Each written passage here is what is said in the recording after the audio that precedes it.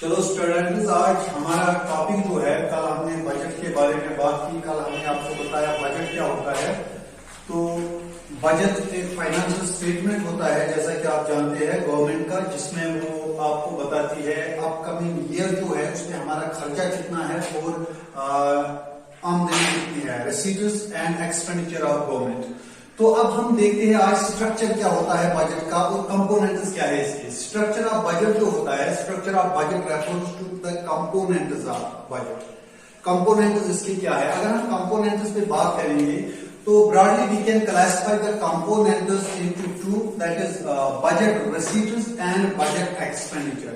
यानी खर्चा और आमदनी। रिसीट्स है जो आमदनी गवर्नमेंट की, और बजट ये एक्सपेंडिचर यानी खर्चा गवर्नमेंट का। तो ये बजट रिसीट्स जो है, बजट रिसीट्स वो मनी रिसीट्स, गवर्नमेंट कहां से मनी रिसीव करता है, कहां से हासिल करता है। इसकी क्लासिफिकेशन जो है, it can be classified in two types of receipts, that is revenue receipts and capital receipts. और जब हम बजट एक्सपेंडिचर की बात करते हैं तो बजट एक्सपेंडिचर को भी हम दो हिस्सों में क्लासिफाई करते हैं, that is revenue expenditure and capital expenditure. जैसा कि आपने टर्म्स दो देखी, यहाँ पे रेवेन्यू रिसीट्स और यहाँ पे रेवेन्यू एक्सपेंडिचर। तो revenue receipts and revenue expenditure जो है, इसका बनता है अलग से revenue budget. What is revenue budget? Revenue budget is the financial statement of revenue receipts and revenue expenditure of a government in upcoming year. तो दूसरा हम देखते हैं यहाँ पे capital receipts and capital expenditure. तो इनका अलग से बनता है the financial statement of capital receipts and capital expenditure, और ये बनता है हमारा कैपिटल बजट। अगर हम बात करेंगे, जैसा कि यहाँ ब्रॉडली मैंने कंपोनेंट्स में आपको बताया है कि broadly there are two components of this budget receipts and budget expenditure. तो आज हम बात करेंगे बजट रिसीट्स पे। और बजट रिसीट्स में इसमें भी दो कंपोनेंट्स है बड़े हमारे। तो एक ही पे रेवेन्यू रिसीट्स पे हम आज बात करेंगे, तो कैपिटल रिसीट्स को रखेंगे नेक्स्ट लेक्चर में। तो बजट रिसीट्स जो होते हैं, बजट रिसीट्स क्या है? Budget receipts refers to the estimated money receipts of the government from all sources during the fiscal year. ये फिस्कल ईयर जो है, फिस्कल ईयर जैसा कि आप जानते हैं, it starts from 1 April, it is up to 31 March. तो ये फिस्कल ईयर जो है, इसमें रिसीट्स यानी आमदनी, इनकम कितनी आएगी गवर्नमेंट की, तो ये बजट रिसीट्स में दिखाते हैं हम। तो budget receipts can be broadly classified in two types. एक है रेवेन्यू रिसीट्स और दूसरा है कैपिटल रिसीट्स। मैंने आपको बताया कि आज हम बात करेंगे रेवेन्यू रिसीट्स पे। देखो, गवर्नमेंट की आमदनी जो है, इनकम जो गवर्नमेंट की है, गवर्नमेंट का ये पैसा जो है, ये कहां से, जो गवर्नमेंट ने रिसीव किया है, ये कहां से आया है, हमें ये देखना है।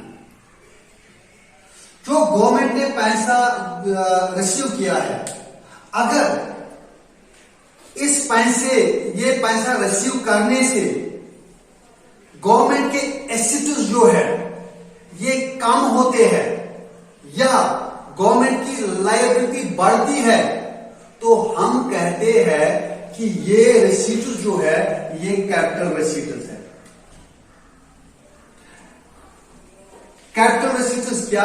अगर या इंक्रीज हो गई हमारी गवर्नमेंट की लायबिलिटी, या गवर्नमेंट के एसेट्स डिक्रीज हो गए, तो उस पैसे रिसीव करने को, उन रिसीट्स को हम कहेंगे ये कैपिटल रिसीट्स है। देखो कैसे, अगर गवर्नमेंट ने किसी ऑर्गेनाइजेशन या एसोसिएशन या पब्लिक से लोन लिया,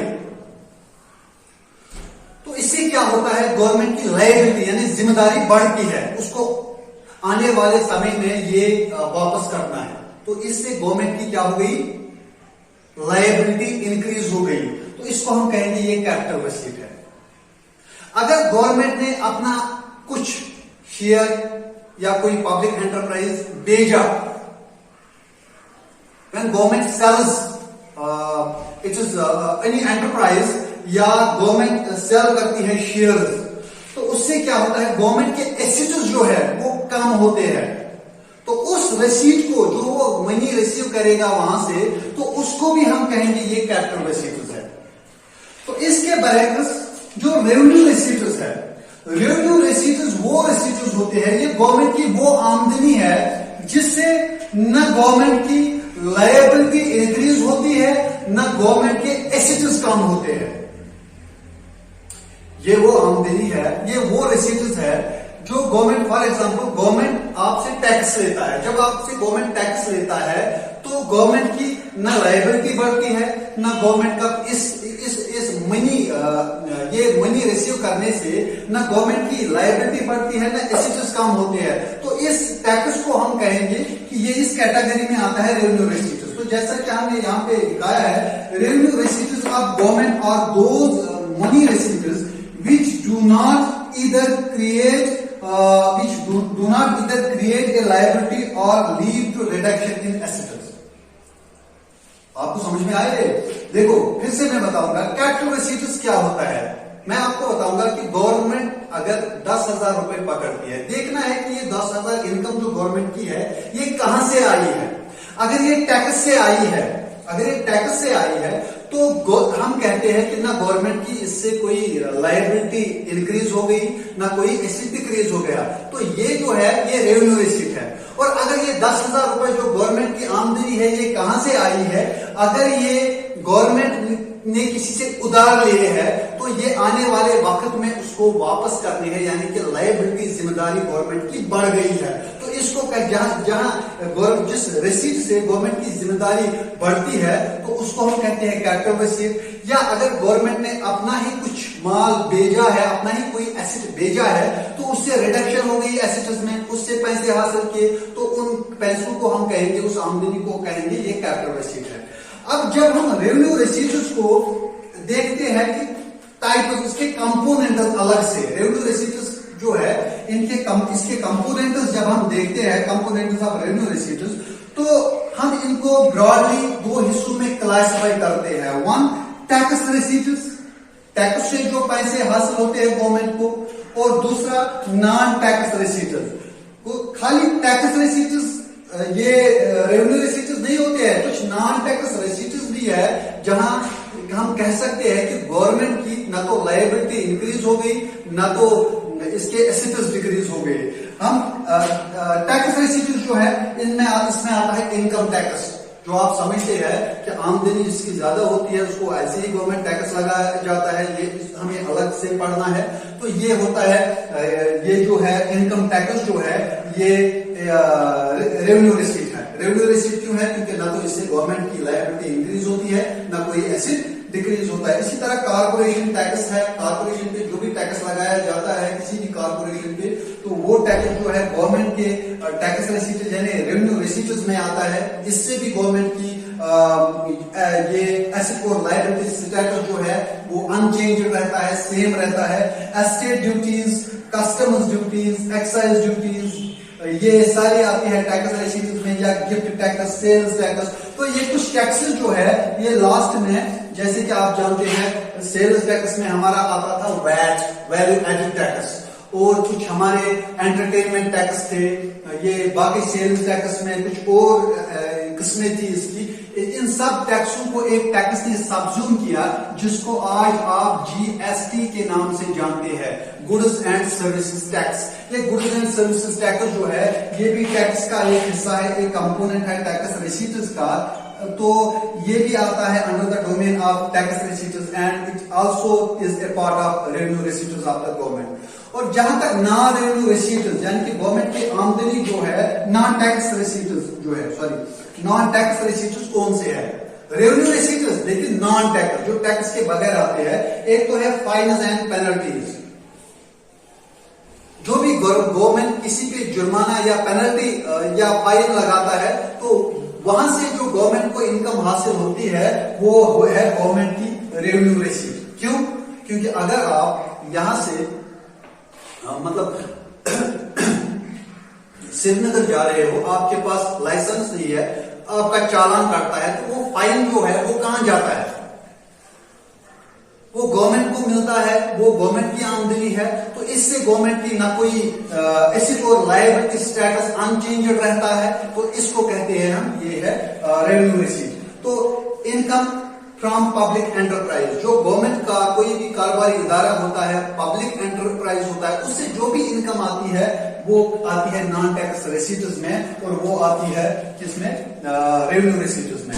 और तीसरा है गिफ्ट्स एंड ग्रांट्स। अगर गवर्नमेंट को कहीं से भी गिफ्ट्स मिलते हैं, ग्रांट्स मिलते हैं किसी दूसरे गवर्नमेंट से, दूसरे मुल्क से, वो भी इसी नॉन टैक्स रिसीट्स में आता है।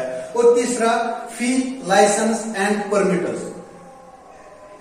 बहुत सारी गवर्नमेंट सर्विसेज हम हासिल करते हैं जहां हमें फी देना पड़ता है, लाइसेंस के लिए भी हमें फी देना पड़ता है, या कोई परमिट जो हम बनाते हैं किसी कारोबार के लिए, किसी काम के लिए, वहां से भी हमें गवर्नमेंट को पैसा देना पड़ता है, और वो गवर्नमेंट की आमदनी है। और उस आमदनी से गवर्नमेंट का जो एसेट और लायबिलिटी स्टेटस है वो सेम रहता है, अनचेंज रहता है। इसीलिए ये फी, लाइसेंस एंड परमिट ये भी आता है किसमें? रेवेन्यू रिसीट्स में। और एस्टीट क्या होता है? देखो, अगर कोई आदमी मर जाता है, अगर कोई आदमी मर जाता है तो उसका कोई लीगल हेयर नहीं होता है, यानी वारिस नहीं होता है, तो उसकी प्रॉपर्टी किसको देंगे?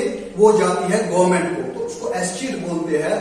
तो वो भी गवर्नमेंट का एक आमदनी का जरिया है, वो भी एक रेवेन्यू रिसीट का एक टाइप है, और उसको हम वो भी एक नॉन टैक्स रिसीट है, जो किस क्लासिफिकेशन में आता है? रेवेन्यू रिसीट की क्लासिफिकेशन में आता है। और लास्ट में स्पेशल असेसमेंट। ये स्पेशल असेसमेंट क्या होता है?